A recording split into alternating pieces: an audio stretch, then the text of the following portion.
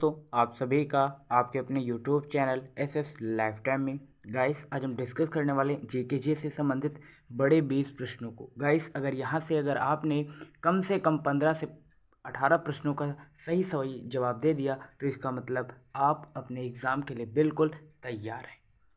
तो चेक करिए अपने आप को कैसी है आपकी तैयारी, और साथ ही साथ अगर आप इस चैनल पर नए इस चैनल को सब्सक्राइब करिए, क्योंकि यहाँ पर आपको डेली जीके की क्लासेस, करंट अफेयर की क्लासेस और साथ ही साथ आपको यहाँ पर 0 से हिस्ट्री स्पेशल क्लासेस प्रोवाइड कराई जाती हैं।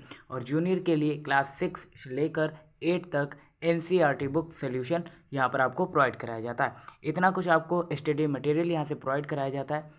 ठीक है, तो ये चैनल अगर आपके लिए उपयोगी है तो दोस्तों भी शेयर करें और नए हो तो सब्सक्राइब करें। ठीक है, चलिए देखते हैं पहला प्रश्न क्या है। पहला प्रश्न दिया गया है, पृथ्वी को घेरने वाला आकाश है। तो पृथ्वी को घेरने वाला आकाश क्या है? ब्रह्मांड ही तो है। अगर आपको आंसर पता है तो कमेंट करके बताइएगा, और आपने कितने आंसर्स को सही किया है हमें कमेंट करके जरूर बताइएगा। ठीक है, नेक्स्ट क्वेश्चन, ब्रह्मांड से संबंधित अध्ययन कहलाता है, क्या कहलाता है? तो ब्रह्मांड विज्ञान उसे हम कहते हैं, या फिर कॉस्मोलॉजी। क्या कहते हैं? कॉस्मोलॉजी। ठीक है, ब्रह्मांड से संबंधित जो अध्ययन होता है उसे हम कॉस्मोलॉजी कहते हैं। बेहद इंपॉर्टेंट क्वेश्चन है ये। नेक्स्ट है, ब्रह्मांड में लगातार प्रसार की घटना है। तो ब्रह्मांड में लगातार प्रसार की घटना क्या है? कमेंट करके बताइएगा। अगर आपको पता है इसका आंसर तो इसका आंसर हो जाएगा बिग बैंग। ये ब्रह्मांड में लगातार प्रसार की एक विशेष रूप की घटना है। उसके बाद नेक्स्ट क्वेश्चन है, ब्रह्मांड का सबसे बड़ा तारा किसे कहते हैं? तो ब्रह्मांड का सबसे बड़ा तारा स्पाइनल ओरेगी है। क्या? स्पाइनल ओरेगी इसका राइट आंसर हो जाएगा।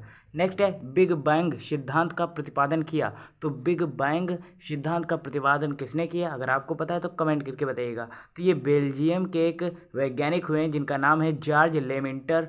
इन्होंने 1966 में बिग बैंग सिद्धांत का प्रतिपादन किया था। आप इसे याद कर सकते हैं, मोस्ट इंपॉर्टेंट क्वेश्चन है। नेक्स्ट है, ब्रह्मांड में विस्फोटी तारा है। तो ब्रह्मांड में अभिनव तारा या सुपरनोवा तारा, ये ब्रह्मांड में विस्फोटी तारा के नाम से जाने जाते हैं। नेक्स्ट है, ब्रह्मांड की आयु कितने वर्ष है? तो ब्रह्मांड की आयु जो है 13 बिलियन वर्ष है। आप यहाँ से अंदाजा लगा सकते हैं कि ब्रह्मांड की आयु कितनी है। उसके बाद नेक्स्ट क्वेश्चन है, ब्रह्मांड का व्यास कितना है? ये अक्सर आपसे एग्जाम में पूछ लिया जाता है। तो 108 प्रकाश वर्ष इसका राइट आंसर हो जाएगा। ठीक है, ये ब्रह्मांड का व्यास है। नेक्स्ट है, देखिए दूरी का मात्रक प्रकाश वर्ष होता है, इसीलिए इसे प्रकाश वर्ष में बताया गया है। ठीक है, व्यास आप समझना कि मीटर होता है लंबाई का मात्रक। ठीक है, तो उस तरह का दिमाग का मत लगाइए, क्योंकि दूरी का मात्रक प्रकाश वर्ष भी होता है। ठीक है, नेक्स्ट है, एक वर्ष में प्रकाश वर्ष द्वारा तय की गई दूरी कहलाती है। तो प्रकाश वर्ष कहलाती है, आप इसे याद रख सकते हैं। नेक्स्ट है, खगोलीय दूरी का सबसे बड़ा मात्रक क्या है? तो पारसेक इसका राइट आंसर हो जाएगा। ठीक है, खगोलीय दूरी का सबसे बड़ा मात्रक पारसेक को माना जाता है। गाइस मुझे आप ये भी बताते रहिए कि आपने कितने क्वेश्चन को सही किया है और कितने क्वेश्चन को रॉन्ग, क्योंकि इससे आपको पता चलेगा कि आपकी जीके में कितनी पकड़ है या ज्योग्राफी में कितनी पकड़ है, कितनी तैयारी है आने वाले एग्जाम की। ठीक है, नेक्स्ट है, एक पारसेक बराबर होता है। तो एक पारसेक 3.26 प्रकाश वर्ष के बराबर होता है। उसके बाद नेक्स्ट क्वेश्चन है, प्रकाश वर्ष मात्रक है। तो प्रकाश वर्ष जैसा कि अभी मैंने बताया था दूरी का मात्रक होता है। प्रकाश वर्ष क्या है? दूरी का मात्रक है। दूरी का मात्रक मीटर भी होता है और प्रकाश वर्ष भी होता है, आप इसे याद रख सकते हैं। नेक्स्ट है, एक प्रकाश वर्ष कितने के बराबर होता है? तो एक प्रकाश वर्ष 9.46 गुणे 10 की 1015 मीटर, इसे मल्टीपल कर लेंगे तो इसका आंसर निकल आएगा। ठीक है, उसके बाद नेक्स्ट है, सूर्य ब्रह्मांड का केंद्र है, ये कहा था, किसने कहा था? तो कॉपरनिकस ने कहा था, जो कि पोलैंड के रहने वाले थे। उन्होंने कहा था कि सूर्य जो है ब्रह्मांड का केंद्र है, आप इसे याद रख सकते हैं, मोस्ट इंपॉर्टेंट क्वेश्चन है। नेक्स्ट है, ब्लैक होल सिद्धांत दिया। तो ब्लैक होल सिद्धांत किसने दिया? तो एस चंद्रशेखर ने ब्लैक होल सिद्धांत दिया था, आप इसे याद रख सकते हैं।